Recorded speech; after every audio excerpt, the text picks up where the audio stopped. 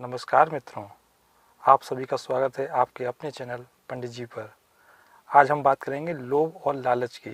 लालच क्यों सुनकर आपके मन में आ गए ना हजारों सवाल। हम सभी को पता है लालच नहीं करना चाहिए, ये बुरी बात है, परंतु मन है कि मानता ही नहीं। हम बस अपने लालच में फंसते ही चले जाते हैं। मैं आपसे ना तो ये आदत छोड़ने की बात बोलने वाला हूँ और ना आपको कोई ज्ञान देने वाला हूँ। आज बस एक छोटी सी कहानी के माध्यम से ये समझने का प्रयास करते हैं कि अगर लालच छोड़ दिया जाए तो हमें वह सब अपने आप प्राप्त होने लगता है जिसके सपने हम रोज़ देखते हैं या काफ़ी समय से जिसको पा लेने की जिज्ञासा थी। यह तभी संभव होगा जब हमारा मन साफ और लोभ मुक्त हो। आइए मित्रों, शुरू करते हैं आज की कहानी। कौशाम्बी के एक राजा जित शत्रु विद्वानों का बड़ा सम्मान करते थे। उन्होंने 14 विद्याओं में पारंगत तथा परम तेजस्वी ब्राह्मण कश्यप को राज पंडित मनोनीत किया था। लेकिन अचानक कश्यप की मृत्यु हो गई। उनके पुत्र कपिल ने एक दिन अपनी माँ से पूछा, माँ, जब राजा का पुत्र राजा की जगह ले सकता है तो मैं राज पंडित क्यों नहीं बन सकता। माँ ने कहा, राज पंडित की पदवी तेरे पिता को विद्वान, त्यागी, तपस्वी होने के कारण मिली थी।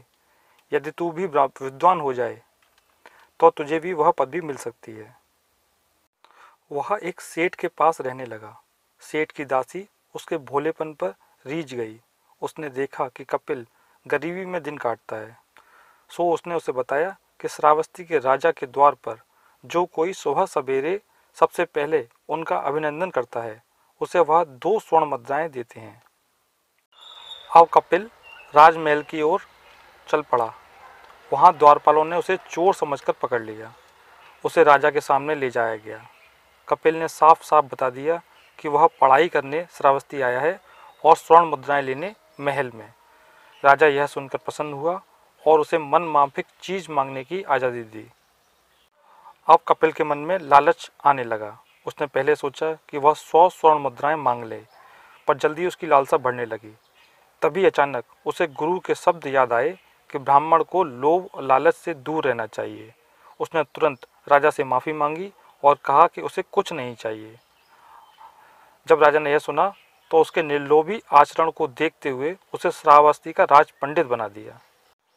तो दोस्तों, इस कहानी की शिक्षा यही है कि हम अगर अपने मन से लालच को त्याग दें तो हमें हमारे सभी सपने पूरे करने में प्रभु हमारा साथ देते हैं। दोस्तों, कहानी कैसी लगी ये हमें कमेंट बॉक्स में अपनी राय देकर अवश्य बताएं। जिन्होंने अभी तक चैनल को सब्सक्राइब नहीं किया है वह कृपया सब्सक्राइब कर लें।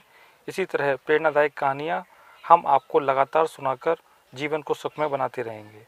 इस कहानी को शेयर करना ना भूलें ताकि और लोगों का भी भला हो सके। आप सभी का बहुत बहुत धन्यवाद। प्रभु आप सभी पर अपनी कृपा बनाए रखें।